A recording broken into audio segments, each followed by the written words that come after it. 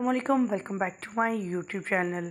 उमर शाह का जनाजा मां मैयत से लिपट कर बेहोश हो गए। इन्ना लिल्लाहि व इन्ना इलैहि राजिऊन। आखिरी दीदार वो भी अपने भाई का करते रहे, अहमद शाह और अबू बकर। अहमद शाह और अबू बकर की उसकी कब्र के पास फातिहा ख्वानी और दूसरी तरफ माँ कब्र के सराहने बैठी नज़र आई। दूसरी तरफ जब जनाजा उठने लगा तो कैसे चीखों पुकार डल गई और ऐसे अपने होश गंवा बैठी है ये माँ। पिछले साल एक बेटी को खोया और अब एक बेटे को खोने के बाद क्या तकलीफ़ और दुख और तकलीफ़ से गुज़र रही है, इसका अंदाज़ा सिर्फ वो माँ ही लगा सकती है जिसका लगते जिगर उससे छिन जाए। आज की इस वीडियो में आपके साथ शेयर करने जा रहे हैं उमर शाह, जो कि अहमद शाह के छोटे भाई हैं, जो कि हमारे डिजिटल पर भी आते थे और लोग इन्हें बहुत ज़्यादा प्यार मोहब्बत दिया और अपनी अदाओं अपने अंदाज से लोगों के दिलों में घर कर गए और आज इस दुनिया फ़ानी से रुखसत कर गए हैं।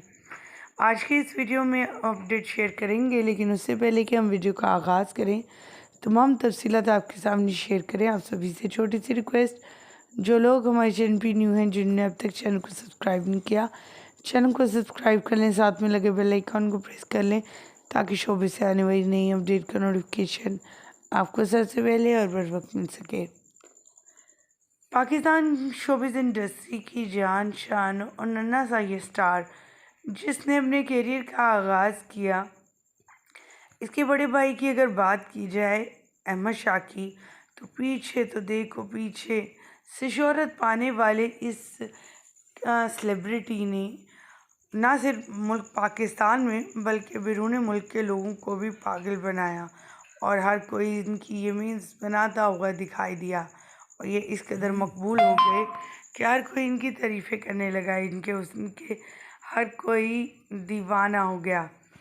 आज जबकि ये तीनों भाई शोबिज़ में थे, ARY डिजिटल की रौनक बने हुए थे, चाहे वो रमज़ान ट्रांसमिशन हो या फिर जीतो पाकिस्तान, लेकिन एक बार फिर से शाह ख़ानदान में अफसुदगी और एक गम सा समा।